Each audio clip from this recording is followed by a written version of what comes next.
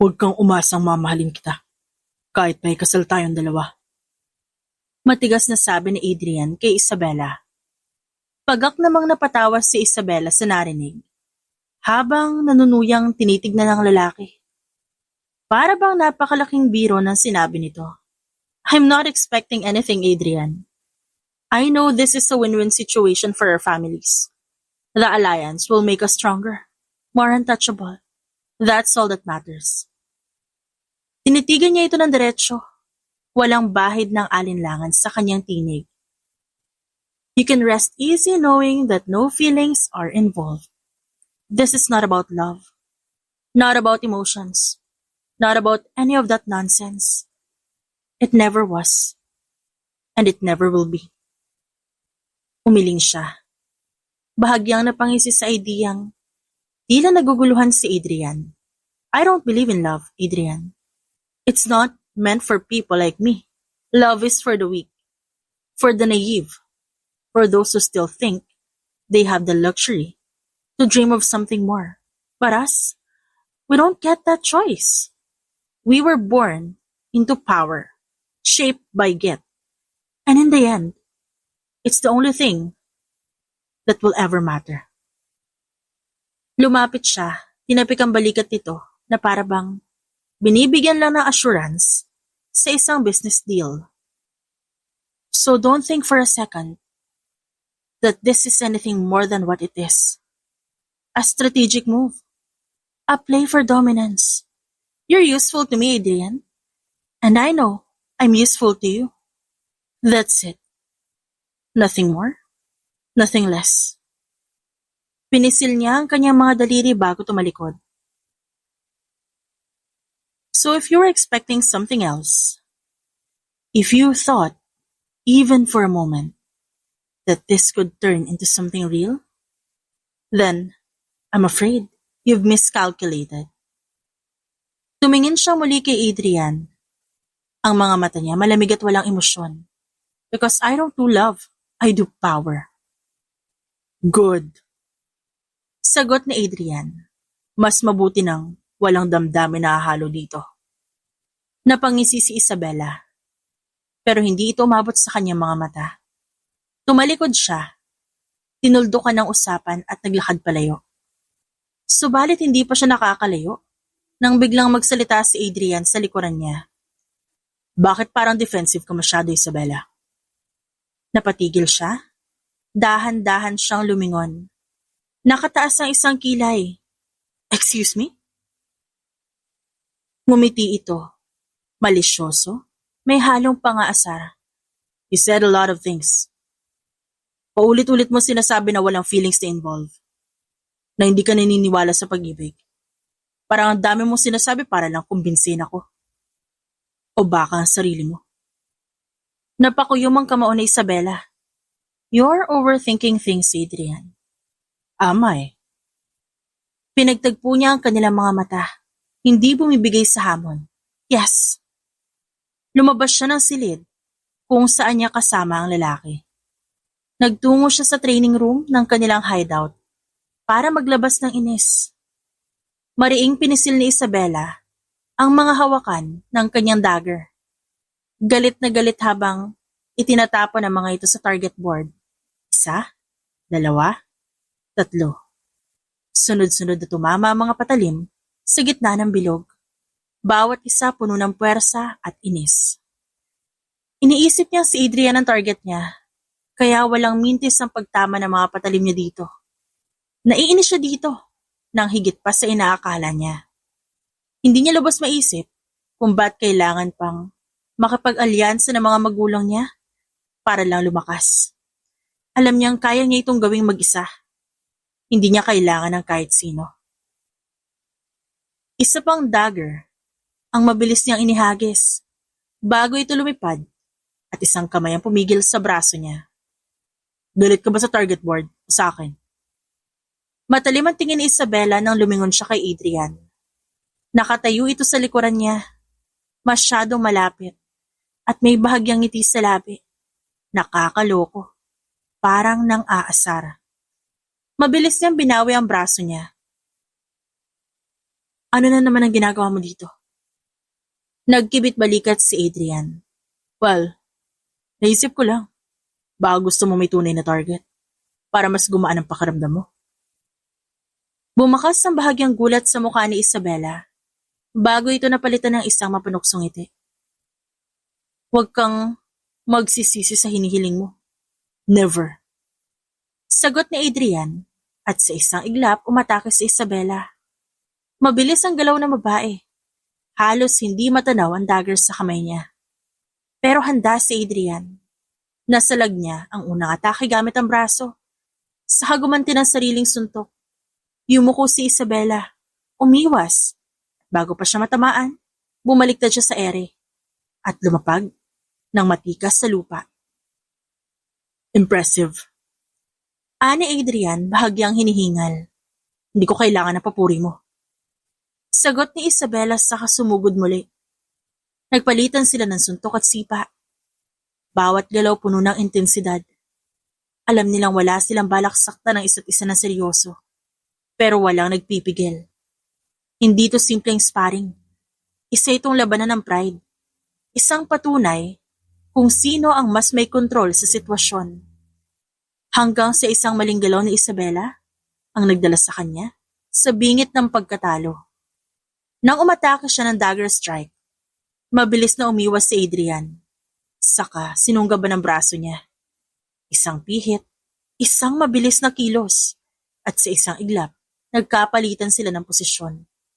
Napunta sa ilalim si Isabela, habang nasa ibabaw niya si Adrian. Magkadikit sila. Halos wala ng espasyo sa pagitan ng kanilang mga katawan. Hindi gumagalaw si Isabela, hindi rin gumagalaw si Adrian.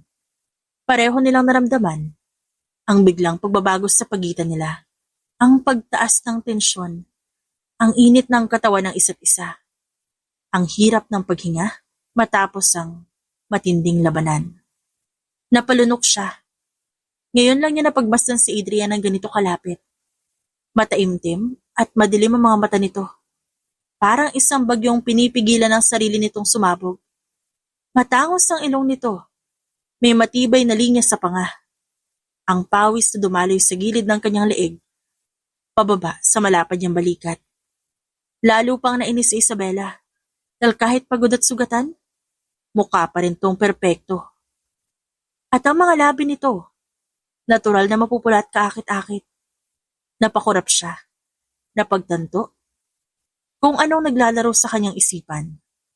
Ngumisi si Adrian, isang pilyo at mapanuksong ngiti na parang alam nito ang tumatakbo sa isip niya.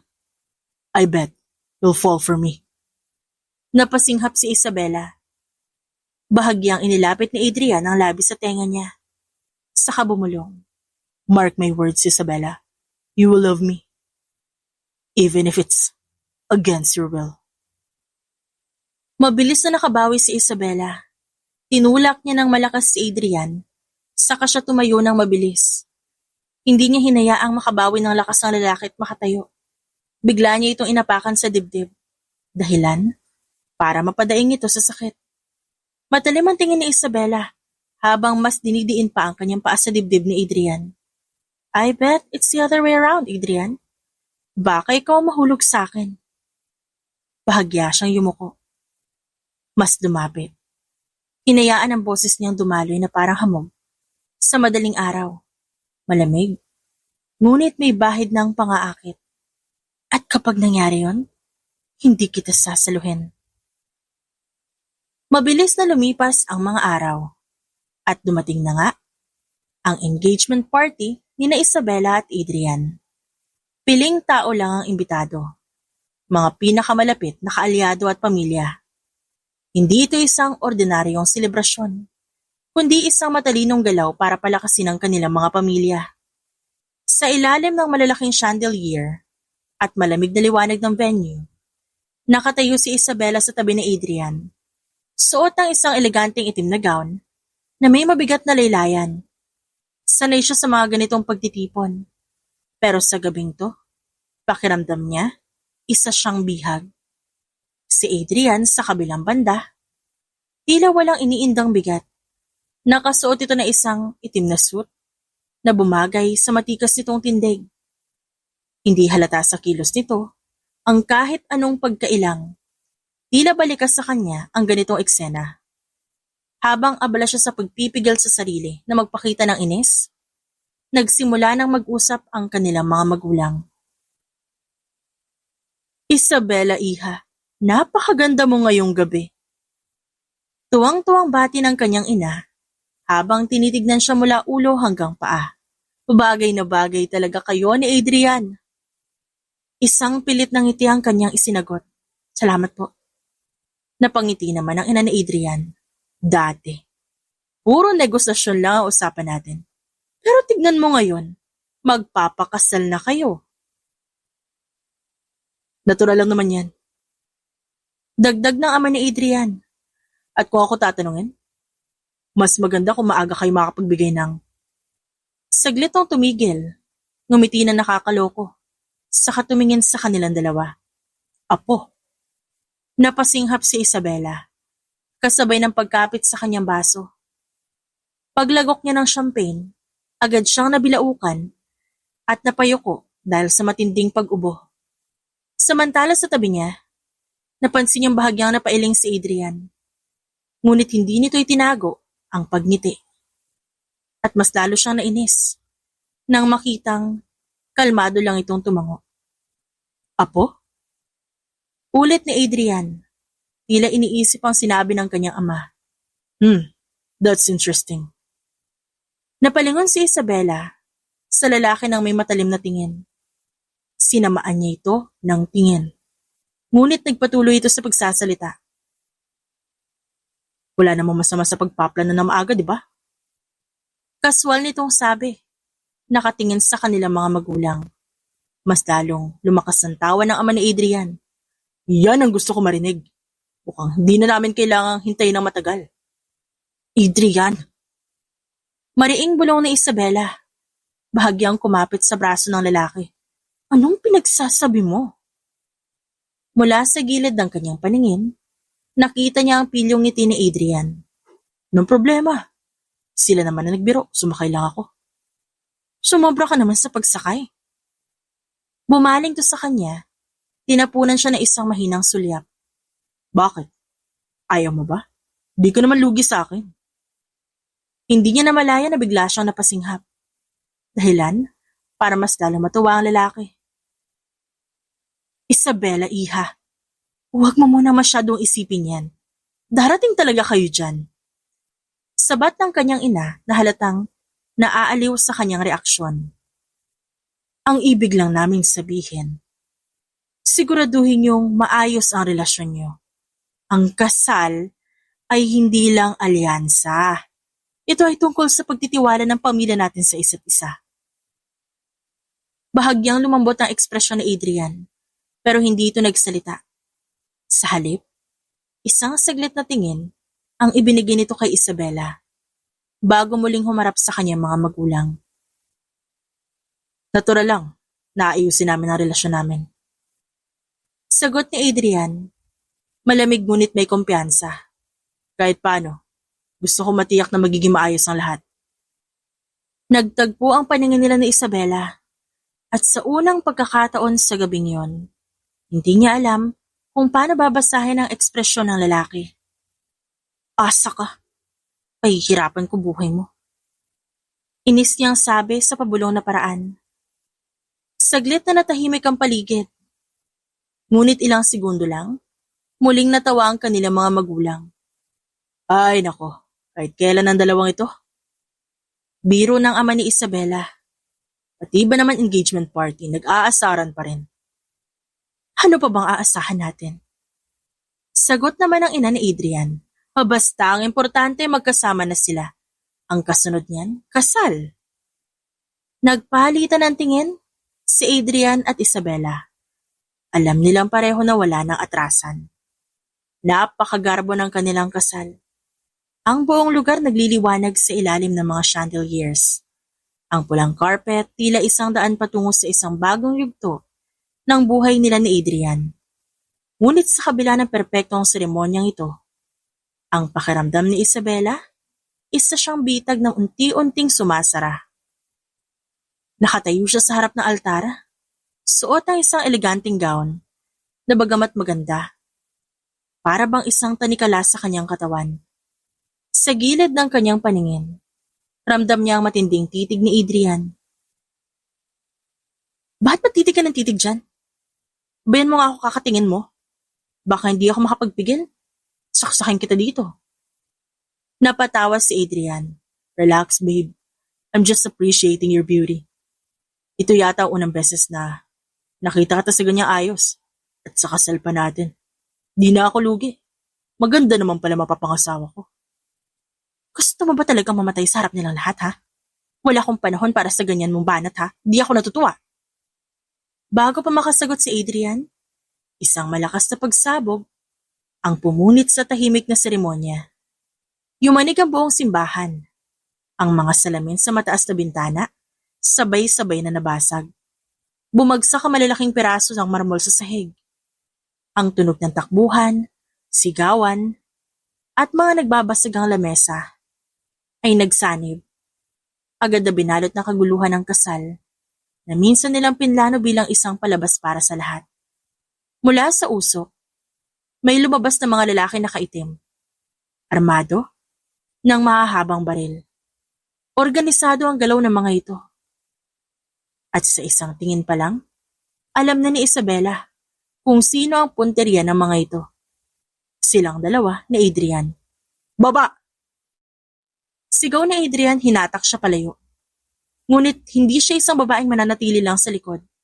Agad niyang kinalas ang mas mabigat na bahagi ng kanyang gown. Iniwang mas maiksi ito para mas makagalaw siya. Mula sa garter ng kanyang hita, hinugot niya ang isang maliit na dagger. What the hell, Isabela? Hanggang sa kasal ba naman natin? May tinatago kang armas? Hindi makapaniwalang sigaw ni Adrian. Shoot me now! Kung wala ka rin tinatago ngayon, I bet you have yours too. Napangisi na lang ang lalaki sa gitna ng kaguluhang nangyayari. Isang kalaban ang sumugod sa kanya. Mabilis niyang iniwasan ang hampas ng baril nito. Tinuhod to sa sikmura. Napaluhod ang lalaki. Sapat para isaksak niya ang dagger sa tagiliran nito. Hinablot niya ang baril nito habang bumabagsak sa sahig. Samantala si Adrian nasa kabilang dulo. Kasing bilis ng isang anino habang nakikipaglaban gamit ang isang pistol at combat knife. Isang kalaban ang bumuelo upang barilin to sa likuran, ngunit agad siyang sumigaw. Adrian, sa likod mo! Agad itong lumiko at binaril ang lalaki. Bago pa nito makalabit ang gatilyo. Salamat! Nito, walang hirap na tumalon sa isang upuan at binaril ang isa pang paparating na kalaban.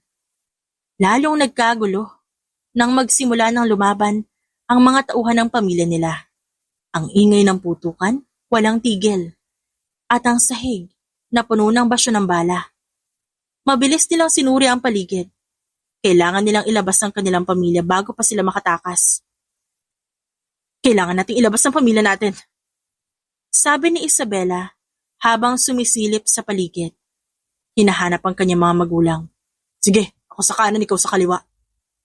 Sagot ni Adrian, saka sila sabay na kumilos. Si Isabela, dumaan sa hanay ng mga sirang upuan.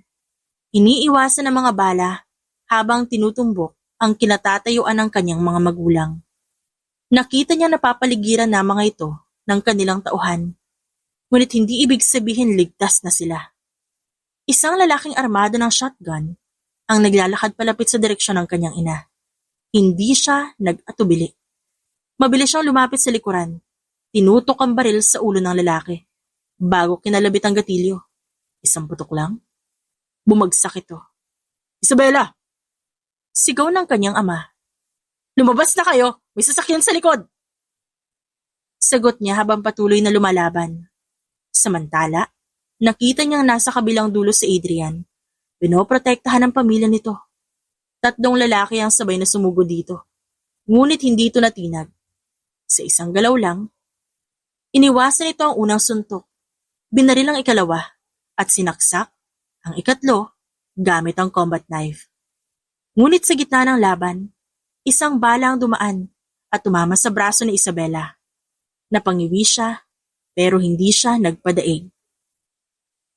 Mabilis niyang hinatak ang sarili sa likod ng isang natumbang mesa at pinisilang sugat.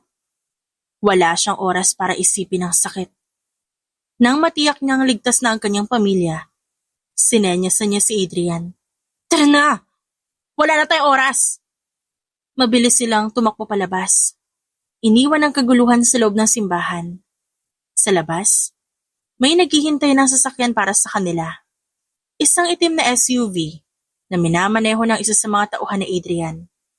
Sinusundan ang sasakyan ng mga magulang nila. Sa loob ng sasakyang mabilis na bumabagtas sa malawak na kalsada, nangingibabaw ang bigat ng katahimikan. Hindi dahil wala silang dapat pag-usapan, pero dahil sa pagitan ng hingal at sakit, pareho nilang alam na hindi pa tapos ang laban. Hawak ni Isabela ang kanyang sugatang braso. Pilit pinipigilan ang pagdurugo gamit ang punit na tela mula sa kanyang gown. Ramdam niya ang init ng dugo na dumadaloy mula sa sugat. Pero hindi siya natinag. Mas marami na siyang pinagdaanang mas masakit dito. Naramdaman niyang may gumalaw sa tabi niya. Si Adrian, nakatitig sa kanya. Ang mga matay puno ng pinaghalong inis at pag-aalala. Walang sinabi, walang tanong. Dumukot lang ito sa ilalim ng upuan at kinuha ang isang maliit na medical kit. Hayaan mo na yan, hindi malalim. Sabi ni Isabela, pero hindi siya pinansin ni Adrian. Sa tingin mo, matitiis kitang tignan ng ganyan? Why? Are you worried? I'm not heartless, Isabela. Kasunduan lang ang lahat ng to, but I care for you. I don't want you to get hurt. Natahimik si Isabela sa narinig. Hindi niya inaasahan yon mula sa lalaki. Wala na siyang nagawa kundi panoorin na lang ito. Mabilis at sanay ang kilos nito habang binubuksan ang kit. Kinuha ang alkohol, bulak, at bandage. Isang hininga lang ang itinagal bago ito lumapit. Hinila ang kanyang kamay at sinimulang linisin ang sugat. Napasinghap siya nang dumampi ang malamig na alkohol sa sugat niya. Napakapit siya sa upuan, pilit na hindi iniinda ang hapde. Napansin ni Adrian ang bahagyang pag-igting ng kanyang panga. Next time, be careful. Hindi ako palagi nasa likuran mo para saluhin ka at tulungan ka. Bulong nito habang marahang pinupunasan ang dugo sa balat niya. Hindi siya sumagot. Nakatuon lang siya sa mukha ni Adrian, sa paraan ng maingat itong paghawak sa kanya. Sa bahagyang pagkunot ng noo nito, habang nagpo-focus sa sugat niya. Para bang mas siya pang nasasaktan kesa sa babae. Malamig ang mga daliri ni Adrian, ngunit ramdam ni Isabela ang init ng bawat dampis sa kanyang balat. Hinayaan lang niya ito. Hindi dahil sa gusto niyang gamutin siya nito, pero dahil sa paraang hindi niya maintindihan, gusto niyang maramdaman ang presensya ng lalaki. Nang matapos ang pagbebenda, hindi agad gumalaw si Adrian. Ilang segundo pang nanatili ang kamay nito sa kanyang braso. Hinahagod ng hinalaki ang malinis na benda. Para bang tiniyak na magiging maayos siya. Hindi niya alam kung dahil lang ba sa adrenaline o sa tensyon sa pagitan nila. Pero naramdaman niya ang bahagyang pagkabog ng kanyang dibdib. Hindi dahil sa takot. Hindi rin dahil sa sakit. Tapos na? Tanong niya. Pilit na binabasag ang katahimikan. Tapos na. Sagot ni Adrian pero hindi agad bumitiw ang tingin nito. Maya-maya pa umatras to. Kinuha ang natirang gamit, isinara ang medical kit. Bumalik ito sa normal nitong postura. Relaxed pero alerto. Salamat. Bulong niya. Halos hindi naririnig sa ingay ng makina. Huwag mo akong pasalamatan. This is my duty to keep you safe. Hindi kita pwedeng hayaang mamatay. Sagot nito. May halong biro. Pero hindi maitatanggi ang katotohanan na nakapaloob doon. Tahimik ang biyahe. Mabilis nilang sinusundan ang kotse ng kanilang mga magulang na pinapalibutan ng 4 pang sasakyan ng mga tauhan ng kanilang pamilya. Alam nilang hindi pa tapos ang panganib hanggat hindi nila nalalaman kung sino ang nasa likod ng pag-atake. Hindi sila pwedeng magpahinga.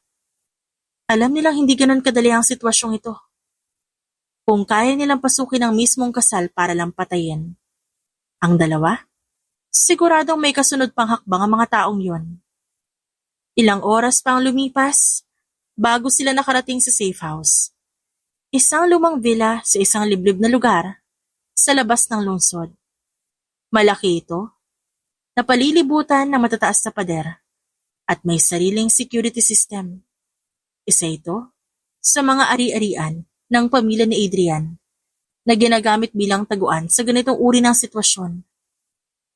Pagkarating, agad nilang pinalabas ang kanilang mga magulang at ipinasok sa loob ng bahay. Sigurado ba kayong ligtas tayo dito? Tanong ng ama ni Isabela. Halata ang pag-aalala sa muka. Dito muna kayo. May sapat na tauhan para protektahan kayo.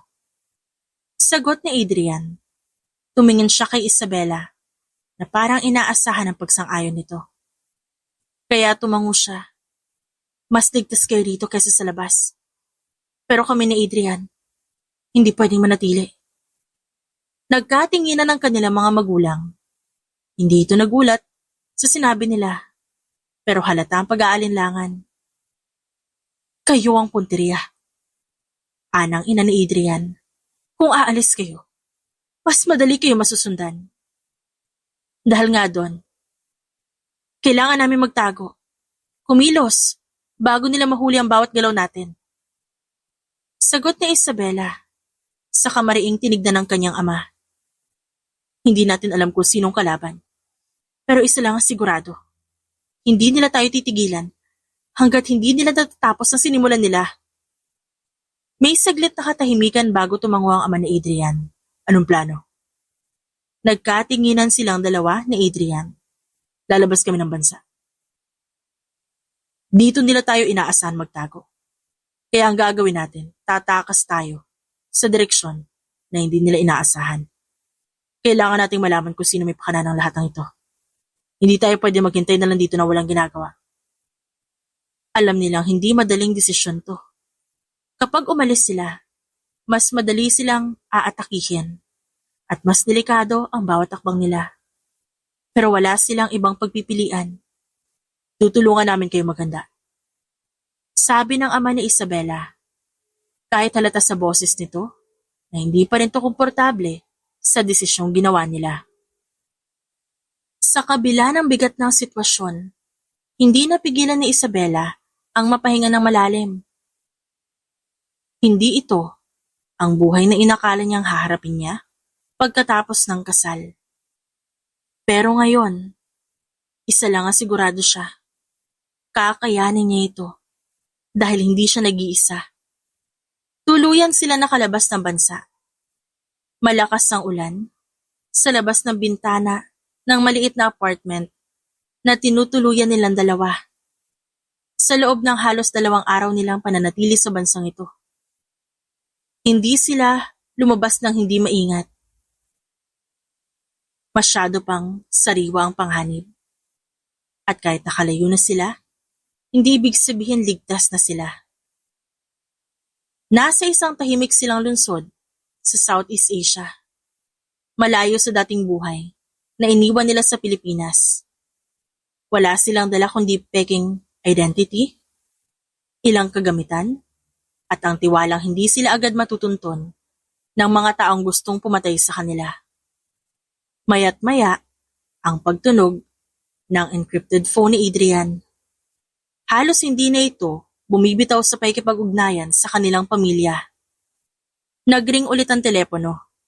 Agad niya itong sinagot. Dad. Adrian.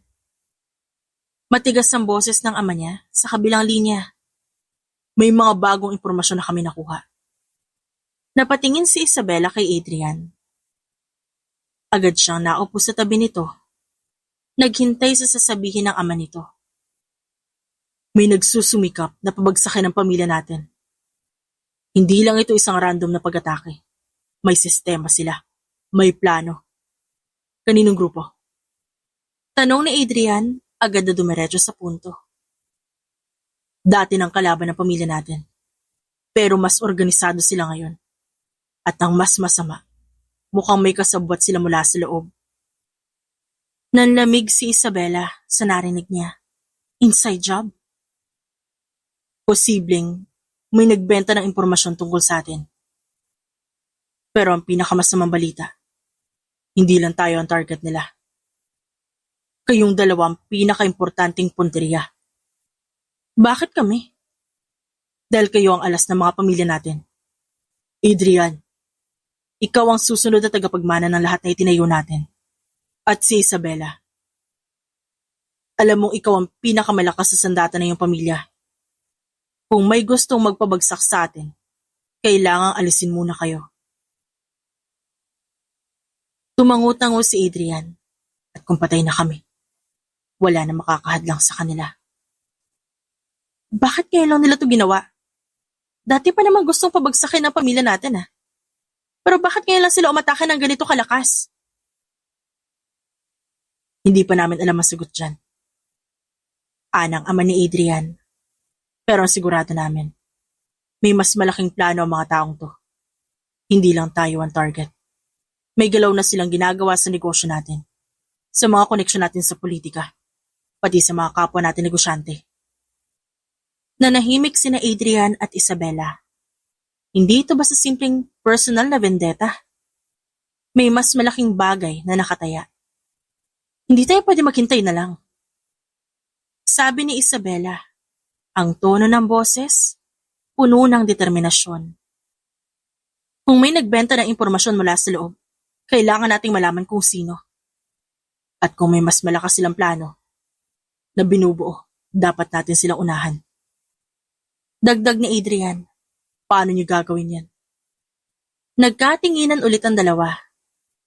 May parehong idea silang naisip. Kailangan namin bumalik. Anong sabi mo? Agad nagtaas ng boses ang kanyang ama.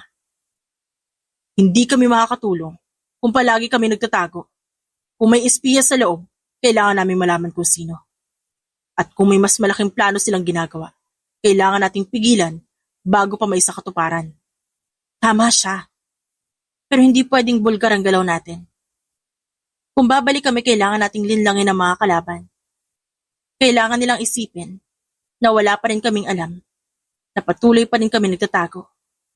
Kailan niyo balak bumalik? Kailangan namin pagplanuhan. Hindi kami basta-basta papasok sa patibong. Naging tahimik muli ang linya. Sa huli, nagsalita ang ama ni Adrian sa mababang tono. Kayo ang bahala. Pero mag-ingat kayo. Huwag kayo magpapakita hanggat di nyo alam ang buong galaw ng kalaban. Yes, Dad. Magsasabi kami kung kailan kami kikilos. Pagkababa ng tawag, saglit silang nanahimik. Pareho silang nakaramdam ng bigat ng desisyong ginawa nila. Isinandal ni Isabela ang ulo sa sofa. Tumingala sa kisame. Hindi tayo pwede magtago habang buhay. Kailangan natin silang harapin at tapusin. Muling natahimik ang dalawa. Alam nilang tama ang desisyon nila. Pero hindi ibig sabihin madali ito. Maya-maya tumayo si Isabela at tumingin sa bintana. Paano tayo babalik? Lumapit si Adrian sa kanya. Sumandal sa tabi niya. Kailangan nating gumawa ng diversion. Kailangan isipin nilang nasa ibang bansa pa rin tayo. Habang bumabalik tayo ng palihim. Magpapanggap tayong hindi natin alam ang nangyayari. Huminga ng malalim si Isabela. Dapat may taong tutulong sa atin. Hindi natin pwedeng gawin to ng tayo lang. May kilala ako. Isang dating intelligence officer. Matagal na siyang wala sa serbisyo pero may kakayahan pa rin siyang kumuha ng impormasyon. Sigurado ka mapagkakatiwalaan yan? Oo. Kasi may utang na loob siya sa pamilya ko. Tumango si Isabela. Kailan natin siya kukontakin? Ngayon na. Habang tinatawagan ni Adrian ang kanyang kontak, humigpit ang hawak ni Isabela sa baril na nasa tagiliran niya. Hindi pa tapos ang laban. Hindi pa nila alam kung ano ang buong plano ng kalaban. Pero hindi sila papayag na matalo ng ganon-ganon lang. At kung kailangan bumalik sila sa apoy, para mahanap ang ugat ng lahat, gagawin nila. Malamig ang gabi. Nang lumabas sina Adrian at Isabela mula sa safe house. Nakabalik na sila sa Pilipinas. Parehas silang wala pang pahinga. Dahil sa madalian nilang pagpaplano at paghahanda ng ginagawa nilang hakbang, pareho sila nakasuot ng simpleng damit. Sa ilalim ng dilaw na ilaw ng lansangan, tahimik nilang tinatahak ang daan patungo sa isang tagpuan. Sigurado ka ba mapagkakatiwalaan si Jack? Tanong ni Isabela, habang binubuksan ang pinto ng sasakyan. Kung may isang tao na kayang kumuha ng impormasyon, na kailangan natin siya yon. Pero hindi ibig sabihin, hindi na tayo mag-iingat. Tumango si Isabela tahimik na tumitig sa bintana. Alam nilang bawat akbang? Isang sugal. Nang makarating sila sa isang lumang warehouse, sa gilid ng syudad, bumaba sila ng sasakyan. Ilang segundo pa, may lumabas na lalaki naka-hoodie mula sa dilim. Si Jack. Akala ko hindi kayo darating. Sabi nito, nakangisi habang nagbubuga ng usok mula sa sigarilyo. Wala kaming oras para sa laro, Jack. Ano nakuha mo? Sagot ni Adrian. Bumuntong hininga si Jack at inabot sa kanila ang isang folder. May leak nga sa loob. At di lang basta simpleng pagtataksil to. May isang taong nagbebenta ng impormasyon sa mga kalaban mo, Adrian. Binuksan ni Isabela ang folder. Binasa ang nakasa doon. Habang sinusuri niya ito, hindi niya maiwasang sumimangot. Sino? Tumingin si Jack kay Adrian. Sa kamarahang nagsalita. Si Damian. Saglit na natahimik si Adrian. Si Damian, isa sa mga pinagkakatiwalaan ng pamilya nila. Isang taong halos ituring niya ng kapatid. Hindi ako nagbibiro. May mga transaksyon siyang ginawa sa isang grupo na gustong pabagsakin kayo. Siya ang nagpapasa ng impormasyon tungkol sa galaw niyo. Siya rin ang dahilan kung ba't alam ng mga nakaitim kung nasan kayo. Nasan siya? Tanong ni Adrian habang nahako yung mga kamao. Nagkibit balikat si Jack. Nagtatago. Pero may isang lugar kung saan siya madalas. Isang pribadong club sa downtown. Inabot ni Adrian ang sobre at tumango. Salamat, Jack. Tumawa ito. Huwag mo akong pasalamatan. Ang gusto ko lang, kapag dumating ang oras, alam mong wala akong kinalaman sa kaguluhang to. Naglakad palayo si Jack. Naiwang tahimik sina Adrian at Isabela. Anong plano? Tanong ni Isabela habang sinasara ang folder. Tayo ang bibisita kay Damian. Pagdating nila sa club, tahimik silang pumasok sa madilim na pasilyo. Alam nilang hindi ito basta-basta madaling pasukin. Kaya dumaan sila sa likurang bahagi, kung saan mas konti ang tao. Habang naglalakad, marahang hinawakan ni Adrian ang pulso ni Isabela. Napatingin ito sa kanya. Ano? Huwag ka lalayo sa akin. Isang simpleng galaw, pero ramdam ni Isabela ang bigat ng pag-aalala sa tinig nito. Tumango na lang siya at hindi na nagsalita. Nang makarating sila sa VIP section, mabilis silang napansin ang isang lalaking nakaupo sa dulo. Si Damian. Handa ka na ba? Tanong ni Adrian sa babae. Matagal na. Sa loob ng isang oras, natapos nila ang kailangan nilang gawin. Nahuli nila si Damian. Bumagsak ang lalaki sa simento. Duguan ang labi. Matapos ang ilang suntok mula kay Adrian. Nakaupo siya sa sirasirang upuan ng lumang apartment na ginawang taguan nila para sa interogasyon. Hindi na ito makatingin ng diretso kay Adrian. Nasaan sila? Malamig na tanong ni Adrian. Hinahawakan pa rin ang dugong dumadaloy sa kanyang knuckles. Huminga ng malalim si Damian. Nanginginig na tumawa. Huli na kayo. Kahit anong gawin nyo, di nyo sila matatalo. Mas malaki sila kaysa sa inaasahan nyo. Pinisil ni Adrian ang panga nito. Sa pilitang pinaharap sa kanya. Hindi ko yan tinatanong. Nasaan sila? Mula sa gilid, si Isabela tahimik na nakatayo. Hawak ang baril at handang putulin ang anumang pagtakas si Damian. Nang hindi pa rin sumagot si Damian, lumapit siya at marahang tinapat ang baril sa tuhod nito. Ayokong umabot pa tayo sa ganito, Damian. Pero alam kong wala akong problema sa pagpapabagsak sa isang traidor. Napalunok si Damian. Pilit nilalaman ng takot na unti-unting gumagapang sa kanyang katawan. Wala kayong. Bago pa niya matapos ang sasabihin, isang putok ang umalingaw-ngaw sa loob ng lumang apartment.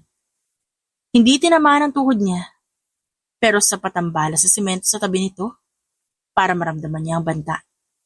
Napapikit siya, nanginginig ang katawan. Huwag mo kaming subukan. Bulong ni Isabela, ang kanyang hintuturo ay muling nakapwesto sa gatilyo. Si Adrian, nakamasid lang.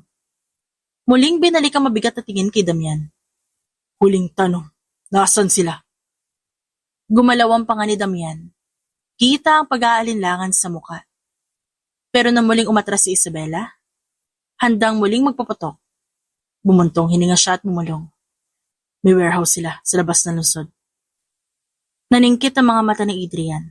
Sino ang pinuno nila? Huminga ng malalim si Damian. Halatang nag-aalangan. Si Norberto Vasquez. Siguraduhin mo na hindi ka nagsisinungaling, Damian. Nasa warehouse siya. May bantay, maraming armas. Hindi kayo makakalapit basta-basta. Hindi mo na kailangan problemahin kung paano kami makakalapit. Ang problemahin mo ngayon, kung paano ka makakatakas sa lugar na to. Sarkastiko ang sabi ni Isabela. Sa higpit ng pagkakatali mo ngayon sa upuang to? Sa tingin mo, makakaalis ka pa? Bago sumabog ang bombang itinanim ko dito? Ano? Nakuha niyo na ang gusto niyo sa akin. Ba't di niyo ako pakawalan? I have no heart for traitors, Damian. You know I treated you like my own brother. But you betrayed me. Walang puwang sa puso ko ang mga taong palihim akong tinututukan ng baril habang nakatalikod ako. Mabilis na sabi ni Adrian. Good luck, Damian. You have 10 minutes left. Galingan mo. Natatawang sabi ni Isabela bago sila umalis. Iniwan nila si Damian na nagsisisigaw sa loob. Mabilis na gumalaw sina Adrian at Isabela. Parang mga aninong bumalot sa paligid ng warehouse. Tahimik silang gumapang sa likod ng gusali. Pinag-aaralan ng bawat galaw ng mga gwardya. Hindi nila kailangang patagalin to. Ang misyon ay pumasok, manggulo, makuha ang anumang impormasyon na magdadala sa kanila sa tunay na utak ng lahat ng ito. May 2 bantay sa likuran. Ikaw nang bahala sa kaliwa. Ngumiti si Isabela at hinugot ang maliit na kutsilyo mula sa kanyang thigh holster. Dahan-dahan siyang sumingit sa pagitan ng container vans at lumapit sa lalaki na nakatayo sa may pinto. Isang mabilis na kilos. Sinakluban niya ang bibig nito at sinaksak sa ilalim ng ribcage. Walang tunog, walang laban. Dahan-dahan niyang ibinaba ang katawan bago sumenyas kay Adrian. Sa kanan, isang mabilis na suntok ang binigay ni Adrian sa liig ng isa pang gwardya. Dahilan para mawalan to ng malay. Sinigurado niyang hindi ito makakabangon. Bago lumapit kay Isabela. Pasok na tayo. Bukas ang isang bintana sa itaas, sapat para sa kanilang dalawa. Ginamit nila mga kahoy na kahon bilang tuntungan. At mabilis na umakyat. Sa taas ng mga riles ng bakal sa loob, natagpuan nila ang perpektong vantage point. Nakaupo sa gitna ng warehouse ang isang grupo ng mga lalaki. Lahat may suot na itim, nakapalibot sa isang mahabang lamesa.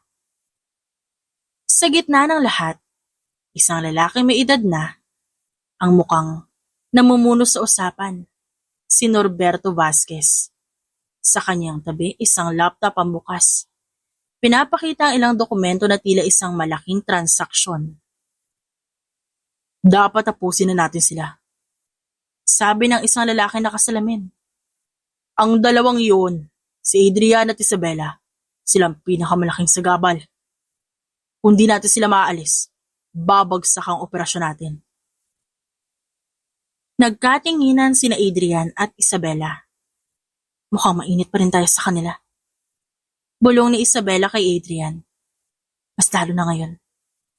Sa ibaba, nagpatuloy ang usapan. Tapos na ang kasunduan. Ang armas, ililipat sa pier sa susunod na linggo. Siguraduhin mong walang nakaharang. Isang lalaking nakahudan tumango. Walang problema. Siguraduhin mo lang na hindi tayo tinatraidor na nasa taas. Nagpalitan ng tingin ng ilang miyembro ng grupo. Pero hindi na sinabi ni Norberto ang pangalan ng boss nila. Hindi natin malalaman ang pinuno ngayon. Kunin na natin ang files. Dahan-dahan silang gumalaw sa riles. Papunta sa maliit na opisina sa gilid ng warehouse.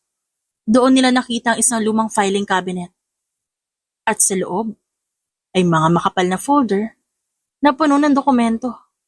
Mga listahan ng transaksyon, pangalan ng kliyente, at mga lokasyon ng iba pang operasyon ng grupo. Jackpot! Sabi ni Isabela habang nilalagay ang file sa isang bag. Ngunit bago pa sila makatakas, may isang gwardyang pumasok sa opisina. Nagtagpo ang mata nila ni Adrian. Isang saglit lang, bago sumigaw ang lalaki. May nakapasok! Pinaputokan ni Adrian ang lalaki bago pa ito makalabas ng pinto. Pero huli na. Dahil dumagundong ang warehouse sa mga yabag ng papalapit na tauhan ni Norberto. Parating na sila. Wala na tayong oras. Plan B. Nagkatinginan sila at halos sabay ng umiti. Ang plan B, ubusin ang kalaban. Sa isang iglap, sinipa ni Adrian ang pinto. Binaril ang dalawang lalaking papalapit.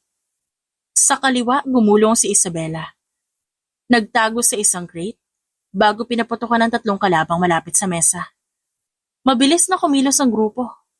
Pero sanay na ang dalawa sa ganitong sitwasyon. Binunot ni Isabela ang isang smoke grenade mula sa kanyang belt at hinagis sa gitna ng warehouse. Binalot na makapal na usok ang lugar. Dahilan para magtakbuhan ng ilang kalaban. Sinamantala ni Adrian ang pagkakataon para lumapit sa babae. Oras na para umalis. Mauna ka na. Ako nang bahala sa huling batch. Sagot ni Isabela sabay hagis ng isang flashbang grenade. Napapikit ang mga kalaban. Binigyan si Adrian at Isabela ng sapat na oras para makatakbo papunta sa emergency exit. Paglabas nila, isang itim na motorsiklo ang nakaabang sa gilid ng warehouse.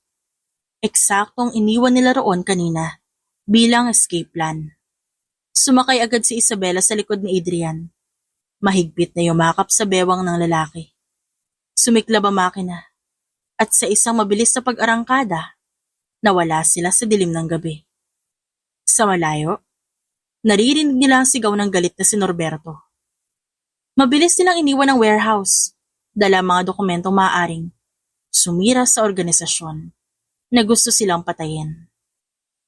Dumaan sila sa mga madilim na eskinita, siniguradong walang sumusunod, bago nakabalik sa kanilang hideout.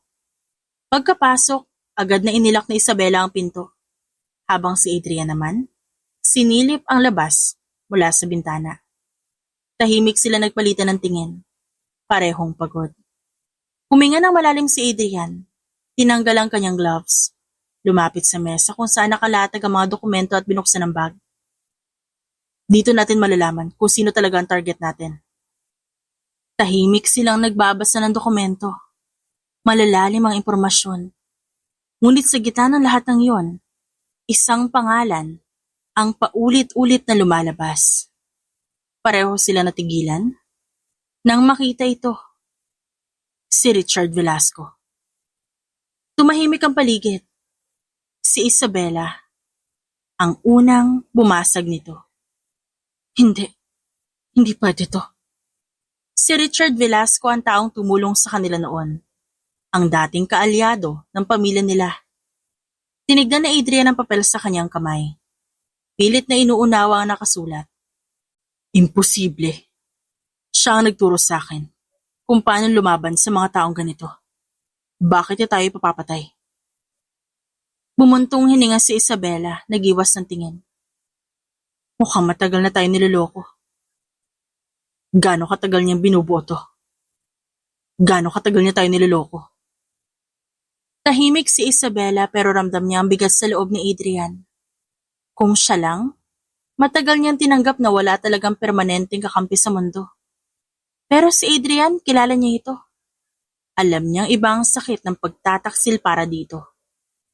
Tumayo si Adrian, naglakad papuntang bintana. Sumandal siya sa gilid.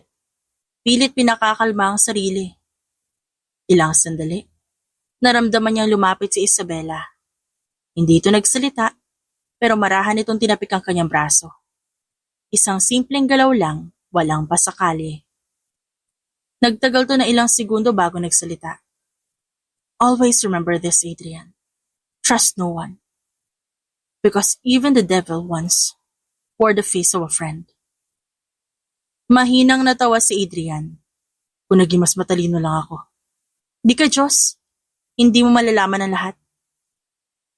Nagtagpo ang mga mata nila. Ilang saglit, nanatili sa ganoong posisyon. Pareho nilang alam na walang dapat sabihin. Si Adrian ang unang nag-alis ng tingin. Bumalik siya sa mesa at muling binuksan ang mga dokumento. Kung si Velasco ang nasa likod nito, kailangan nating malaman ang susunod niyang hakbang. Gagamitin natin ang impormasyon na to laban sa kanya. Hindi siya pwede makalusot. Tahimik silang nagplano. Gamit ang mga dokumento, natunto nila ang ilang pasilidad at transaksyong hawak ni Velasco. Plano nilang sirain ang pinakamalalaking operasyon nito bago pa ito makagalaw laban sa kanila. Maghihiwalay ba tayo para sa mga plano? Tanong ni Isabela, seryoso ang muka. Hindi. Hindi ako papayag na maghiwalay tayong dalawa. Mas malakas tayo kapag magkasama. Walang pag-aalinlangan na sagot ni Adrian. Tumigil saglit si Isabela. Pero, hindi na siya nagtangkang magtanong pa. Hindi rin naman niya gustong maghiwalay sila. Matapos ang ilang oras, natapos nila ang plano. Pagod sila, pero wala silang balak matulog. Pareho silang nakaupo sa sofa. Tahimik na iniisip ang susunod na hakbang. Maya-maya, bumuntong hininga si Isabela. Naiinis ako. Bakit? Kasi parang wala na tayong ibang buhay bukod dito. Ngumiti si Adrian pero hindi ito umabot sa mga mata niya. Wala naman talaga, di ba? Ang lungkot pakinggan. Hindi sumagot si Adrian. Tumagilid siya paharap sa babae. Pinagmasdan to na ilang segundo bago marahang tinapik ang tuhod nito gamit ang daliri. I'll give you a peaceful life. After all of this, Isabela. That's my promise. Napatingin si Isabela sa lalaki. Saglit na nagtagal ang tingin nila sa isa't isa. Sa gitna ng kaguluhan, sa gitna ng labanang hindi nila ginusto, isang sandali ng katahimikan ang bumalot sa kanila. Nagkalat ang mga papel sa lamesa. Bawat isa'y punong-puno ng impormasyong kinuha nila mula sa huling misyon. Alam nila kung sino ang kanilang target ngayon. Ang tanong na lang, paano nila ito pababagsakin? Nakaupo si Adrian at Isabela sa tabi ng mesa. Kapwa seryoso. Habang nagbabasa ng isang dokumento, biglang nagsalita si Adrian. Alam mo, pagtapos ito, tuloy pa rin dapat yung kasal natin. Hindi agad sumagot si Isabela. Mula sa kanyang posisyon, kita niya ang maliit na ngiti sa labi ng lalaki. As if I still want to marry you. Ngumiti si Adrian, inilagay ang siko sa mesa. Bahagyang sumandal sa kanya. Gusto mo naman talaga. Pinanood lang siya ni Isabela. Hindi sigurado kung seryoso ba ito o nagbibiro lang. Masyado kang kampante. Di naman. But now, I seriously think that our marriage is a good idea. Wala na ako ibang pagkakatiwalaan ngayon kundi ikaw na lang. What did I say, Adrian? Trust no one. Bakit? Are you going to betray me? No. Good. Umiling si Isabela at binalik ang atensyon sa mga papel na nasa harap niya. Pero halatang iniiwasan lang niya makita ang tingin ni Adrian. Hindi niya maitago ang bahagyang pagngiti. Saglit na katahimikan ang sumunod habang nagpatuloy sila sa ginagawa. Ngunit naramdaman nilang pareho na may nagbago sa pagitan nila. Hinaplos ni Adrian ang kanyang sentido. Kailangan nating tiyakin na kapag sumalakay tayo, wala nang takas si Velasco. Paano kung may iba pang tao mas mataas sa kanya? Tanong ni Isabela. Then, we take them down too. Saglit silang nagpahinga para kumain. Habang kumakain, sumandal si Adrian sa upuan. Kung sakali, saan mo gusto magbakasyon pagtapos ito? Saglit na nag-isip si Isabela bago sumagot. Gusto kong pumunta sa isang lugar na hindi ko kailangan laging lumingon sa likod. Natigilan si Adrian sa sagot niya. Hindi ito ang sagot na inaasahan ng lalaki. Pero alam niyang may bigat ang ibig nitong sabihin. Alam mo, pag natapos ito, ako na lang ang titignan mo, hindi na likod mo. Tumaas ang kilay ng babae. Corny mo? Parehas silang natawa. Sandaling nagtagpo ang mga mata nila. At sa pagkakataong yon, hindi na lang ito basta biruan. Ito ay isang pangakong sinubukan niya iparating nang hindi kailangan sabihin ng diretsyo. Sa loob ng sasakyan, tahimik na pinag-aaralan ni Adrian at Isabela ang mapa sa tablet habang patuloy na tinutuntun ang lokasyon ni Richard Velasco. Sa huling impormasyon na nakuha, madalas ito makita sa isang private club sa gilid ng syudad. Sigurado ka bang nandun siya ngayon? Tanong ni Isabela habang nakatingin sa screen ng tablet. Si Velasco, isang taong may routine. Tuwing Webes ng gabi, nandyan siya para makapagkita sa ilang malalaking pangalan. Hindi niya palalampasin to. Kailangan na nating pumasok na hindi tayo napapansin. Hindi pwedeng dumaan lang tayo sa harap. Pagdating nila malapit sa target, ipinarada ni Adrian ang sasakyan sa isang madilim na eskinita, sapat para hindi madaling makita. Mula roon, pinagmasdan nila ang paligid. Malakas ang ilaw, matataas na pader. Mga armadong gwardya ang nagbabantay sa labas ng club. Dalawa sa harap, isa sa gilid. At least, 3 pa sa loob. May back entrance? Tanong ni Adrian kay Isabela na abala sa paggamit ng binoculars. May 100 sa likod, pero mukhang may security din. Nag-isip saglit si Adrian bago inilabas ang kanyang phone. Pupunta tayo sa gilid. Kailangan na natin mawala pansamantala. Yung kuryente. Para makapasok na hindi agad napapansin. Hawak mo ang control panel? Tignan natin. Mabilis siyang nag-type sa phone at ilang segundo lang. Bahagyang nag-fluctuate ang ilaw ng club. Natawa siya ng mahina. Mukhang outdated ang security system nila. Nang dumilim ng bahagya ang paligid, gumalaw na sila. Mabilis at tahimik nilang nilampasan ang gilid ng gusali. Dumikit sa pader at inabangan ang pagbukas ng side door, kung saan lumabas ang isang gwardya upang tignan ang nangyari. Mabilis na sinunggaban ni Isabela ang lalaki. Hinatak ito pabalik sa anino, bago pa ito makasigaw. Bago pa bumagsak ang katawan nito sa sahig, nahawakan na ni Adrian ang likod ng kanyang ulo at dahan-dahang inilapag ito para hindi gumawa ng ingay. That's smooth. Bulong ni Adrian bahagyang umiti. Umiling si Isabela. Wala kang choice kundi hangaan ako. Pumasok sila sa gusali. Mabilis na dumaan sa makipot na hallway hanggang marating nila ang main lounge. Sa dulo, may isang VIP room na may tinted na salamin. Nasa loob si Velasco, nakaupo kasama ang 3 lalaki mukhang big time na negosyante. Yan ang target natin. Bulong ni Adrian. Paano natin siya kukunin na hindi nagkakagulo? Napaisip silang dalawa. Sinimulan nilang gumalaw. Sa loob ng ilang segundo, gumapang sila sa mas madilim na bahagi ng club. Iniwasan ng mga tauhang nagbabantay. Sumisiksik sila sa lumang storage room na may access sa kabilang bahagi ng VIP section. Mula roon, pinanood nila si Velasco. 3 sa loob, 2 sa labas. Bulong ni Isabela binibilang ang seguridad. Kaya natin to. Sagot ni Adrian. Dahan-dahan nilang nilapitan ang pinto. Mabilis na dinukot ni Isabela ang isang maliit na gadget mula sa kanyang belt, isang jammer. Napansamantalang magpapahinto sa anumang communication device sa loob. Pinindot niya ito. Agad na naputol ang signal ng mga tauhan sa loob ng VIP room. Showtime.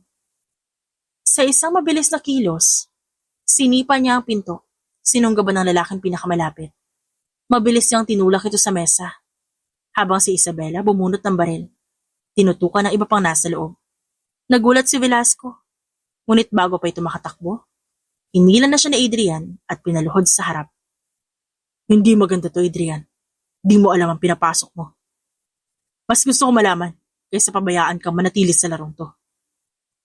Bago pa makatawag ng tulong ang iba pang nasa club, mabilis din ang inilabas si Velasco sa likod. Sa isang iglap, nakuha nila ang lalaking hinahanap nila. Habang patuloy silang tumatakas, hindi maiwasang tumingin ni Isabela kay Adrian. Nakahandusay si Velasco sa isang lumang warehouse, nakatali sa isang bakal na upuan. Duguan ang labi nito matapos ang ilang suntok mula kay Adrian. Pero, nananatili pa rin ang mapanuksong ngiti sa mukha nito. Dapat siguro, ipaalam niyo muna to sa abogado ko. Anito at dumura pa ng dugo sa sahig. Mukhang kaso ng kidnapping to. Lumapit si Isabela. Nakapamulsa ang isang kamay, pero hawak ang patalim sa kabila. Kidnapping? This is what you deserve, Velasco. We want to know everything. Tumawa ng mahina si Velasco. Hindi niyo magugustuhan ang maririnig niyo. Mabilis na lumapit si Adrian, hinawakan ito sa panga at pinisil ng madiin. Dahil ba masyado malaki ang baho mong tinatago? Alam mo, Velasco, pwede kitang pilayin dito pa lang. Gusto mo simulan natin sa isang daliri. Itinaas niya ang isang kutsilyo. Diniin sa pagitan ng daliri ni Velasco. Ramdam niya ang paninigas ng katawan ng lalaki. Pero hindi pa rin nawala ang mapanuksong ngiti nito. Tapang mo, Adrian? Ang tapang-tapang mo. Pero hindi ko alam kung matutuwa ka kapag nalaman mo kung sino talaga nasa likod ng lahat ng to. Napatigil si Adrian. Nagkatinginan sila ni Isabela. Alam mong hindi kami titigil hanggat di ka nagsasalita. At kung iniisip mo may susundo sa'yo, nagkamali ka ng taong tinatraidor. Saglit na tigilan si Velasco. Napangisi si Adrian. Ano? Nagtataka ka kung ba't wala pang sumasaklolo sa'yo? Sinigurado namin walang makakahanap sa'yo, Velasco. Alam mong wala ka ibang pupuntahan kundi impyerno. Fine. Pero hindi ko ito ikukwento habang nakaupo lang ako dito. Bago pa makapagsalita si Adrian at Isabela, bigla itong bumangon mula sa pagkakaupo. Sa isang iglap, nasira niya isang bahagi ng upuang bakal. Hindi ito lubos na tali ng mahigpit. Mabilis niyang inundayan ng sipa si Adrian. Sapat para mapaurong to. Sabay hinarap niya si Isabela. Tinangkang hablutin ang patalim sa kamay nito, pero mabilis na nakailag. Bumagsak ang isang mesa. Natabig ang ilang lumang gamit sa warehouse. Kinuha ni Velasco ang isang lumang tubo sa sahig. Hinataw to kay Adrian. Pero nasalag ito gamit ang bisik. Sa isang galaw, tinulak niya ang lalaking pabalik. Ang hina ng tali niyo ah. Bago pa sila mampas dito ng tubo, biglang bumukas ang pinto ng warehouse. Isang lalaki ang pumasok, nakasuot ang dark suit. Tila walang kahit anong kaba sa katawan. Malamig ang tingin at may hawak na baril na tinutok direkta kay Velasco. Nanigas si Adrian. Dad, si Richard Velasco mismo nagmukhang takot dahil sa bagong dating. Matagal kitang hinayaan, Velasco. Malamig na sabi ng ama ni Adrian. Pero mukhang hindi mo na alam kung kailan ka titigil. Mabilis na bumunot si Velasco ng baril. Pero hindi na siya nakapagpaputok. Isang mabilis at walang alinlangang putok ang bumasag sa katahimikan. Tumama ang bala, direkta sa dibdib ni Velasco. Napatigil ito, napaatras.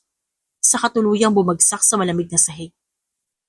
Tahimik ang lahat saglit, hanggang sa sumipol si Adrian. Wala ka pa rin kupas, Dad. Mafia ka pa rin kung mafia. Pinatay ng kanyang ama ang sigarilyong hawak.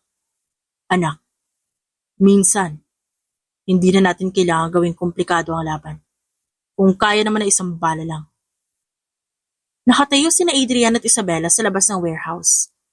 Malayo sa bangkay ni Vasquez. At Velasco. Ramdam pa rin ang tensyon sa paligid.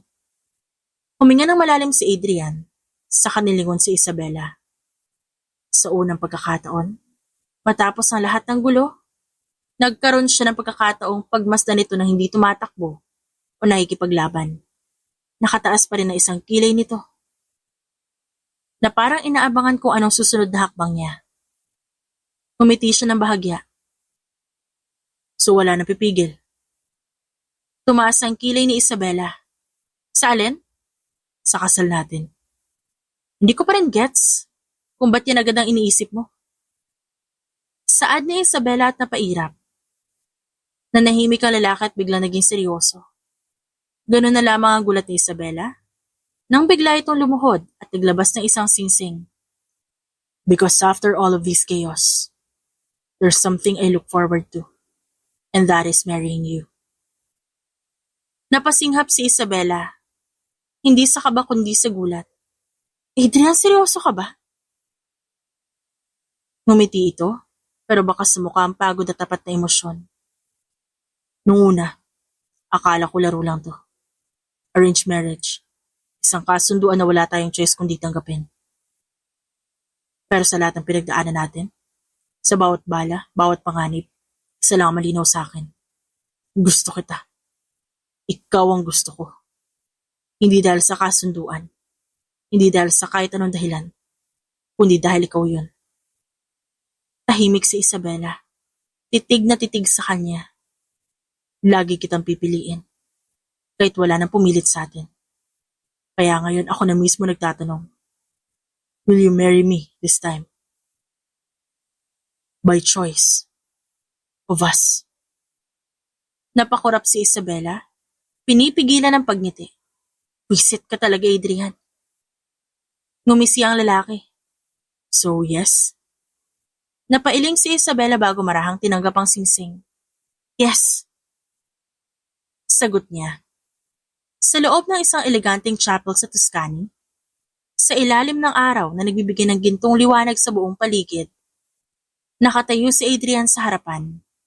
Nakangiti, habang pinapanood si Isabela na papalapit sa kanya. Walang baril, walang habulan, walang panganib. Ngayon, ang tanging naririnig nila, may hinang paghinga ng mga bisita at tibok ng kanilang puso. Si Isabela, suot niya yung simpleng white gown na walang labis na palamuti. Parang isang eksenang hindi niya kailanman inakala na magiging bahagi siya. Isang kasal na hindi niya kailanman pinangarap pero ito siya ngayon. Nasa harap ng sitwasyon at nangyayari ito sa kasalukuyan. Huminto siya sa harap ni Adrian, nagtagpo ang kanilang mga mata. Saka siyang umiti. Wala na atrasan na. Bulong sa kanya ng lalaki. Kahit gusto ko mukhang hindi na. Natawa sila pareho. At sa mismong altar, wala silang salitang kailangan sabihin pa. Ang mainit na simoy ng hangin sa Santorini, malayang sumasalubong sa kanila. Habang nakaupo sila sa isang terrace, na tanawan dagat. Sa wakas, wala nang nagtatago. Wala nang plano ng pag-atake. Wala nang mga kalabang kailangan talunin. Si Isabela, nakasandal kay Adrian. Hawak ang isang baso ng wine. Tahimik silang pareho. Ninanam naman bawat segundo. Ano iniisip mo?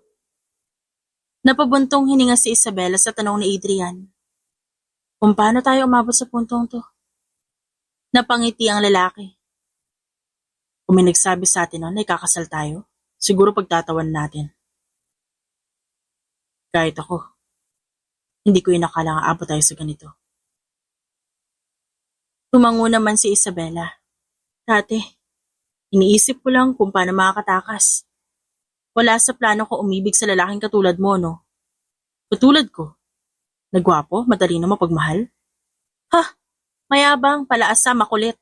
Pero mahal mo. Hindi ko naman tinatanggi. Pero alam mo, Adrian, kung may natutunan ako sa lahat ng to, siguro, yun ay hindi natin hawak lahat ng bagay. May mga bagay na hindi natin inaasahan. Pero sila yung nagdadala sa atin sa kung saan tayo dapat papunta. Naalala ko pa, nung sinabi kong hindi ako naniniwala sa pagmamahal, na tanging gusto ko lang nun kapangyarihan. Dati, naniniwala ako na ang tanging paraan para hindi masaktan ay manatiling malakas. Ang kapangyarihan, yun yung sinandalan ko. Dahil yun ang hindi nang iwan sa akin. Yun ang nagbigay sa akin ng kakayahang protektahan ng sarili ko. Huminga siya ng malalim at tinignan si Adrian. Pero naisip ko, kahit ang pinakamalakas na tao, hindi kaya mabuhay na mag-isa. Hindi lang kapangyarihan na mahalaga. Dahil kung wala kang taong handang lumaban para sa'yo, wala ring halaga ang lakas mo. Napangiti si Adrian at maraming hinaplos ang buhok niya. At ngayon, naniniwala ka na sa pagmamahal? Naniniwala na ako dahil sa'yo. Dahil sa gitna ng lahat, natutunan kitang mahalin. Alam mo kung ano naman natutunan ko? Ano? Na kahit ano lakas mo, kahit gaano mo kaya lumaban mag-isa, iba pa rin kapag may taong sasalo sa'yo kapag di mo na kaya.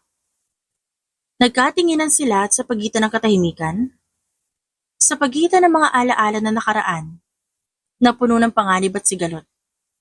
Natagpuan nila ang sariling may ngiti sa labi. Maraming beses sila muntik nang mamatay. Maraming beses sila muntik maghiwalay. Pero sa huli, nagtagpo pa rin sila sa lugar na yon. Hindi bilang magkaaway. Hindi bilang dalawang taong napilitan sa sitwasyon. Kundi bilang dalawang taong tunay na nagmamahal sa isa't isa. Humigpit ang hawak ni Adrian sa kamay ni Isabela. Isa pa ako na-realize. Ano na naman? Na kahit anong pilit natin na hindi mahulog sa isa't isa, kinain din natin yung mga sinabi natin. Tumawa ang babae. Oo nga. So ano susunod? Napangiti si Isabela. Di ba dapat ikaw may sagot niyan? May naisip na ako, pero gusto ko marinig mula sa'yo. Gusto ko magkaroon tayo ng tahanan.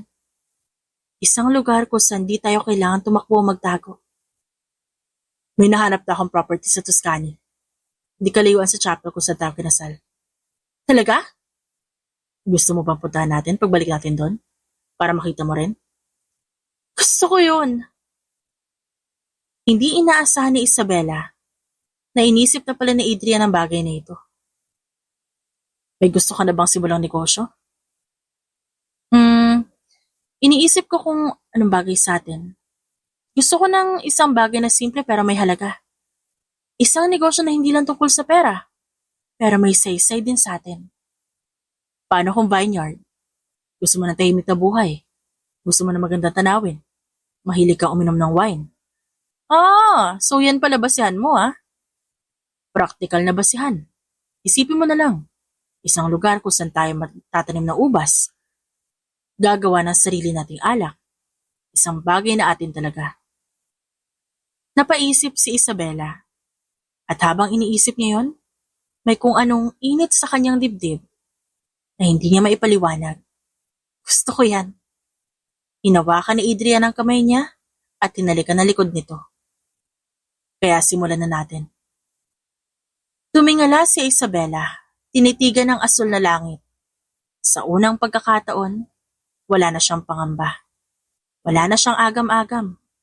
Ang tanging meron lang siya, lalaki nasa tabi niya. At isang hinaharap na silang dalawa ang mismo. Bubuo doon. Napayuko si Isabela. Nilalaro ang labi. ng baso habang nakikiramdam sa sarili niyang iniisip. May iniisip ka? Naisip mo ba na kung ano magiging itsura ng magiging anak natin? Wala lang. Iniisip ko lang kung paano kung magkaroon tayo ng isang anak. Tumahimik si Adrian. Pinagmamasdan siya.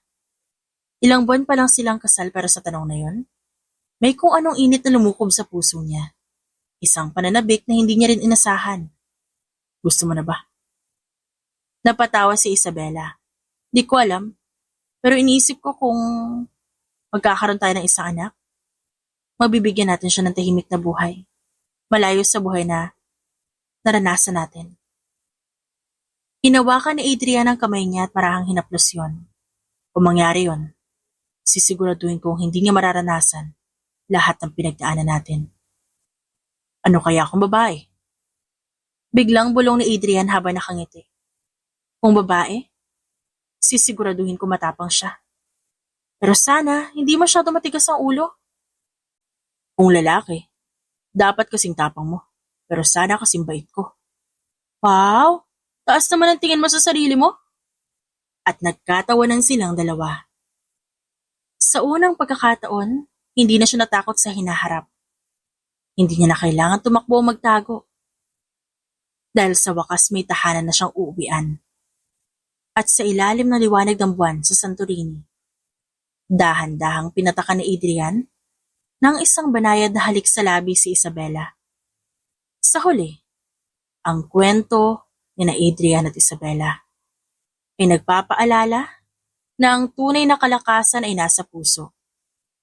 Ang tiwala ay nagbubuklod sa tunay na samahan. At ang pag-ibig, kahit hindi mo planuhin, ay isa sa pinakamalaking himala na maaaring dumating sa buhay ng kahit sino. The End.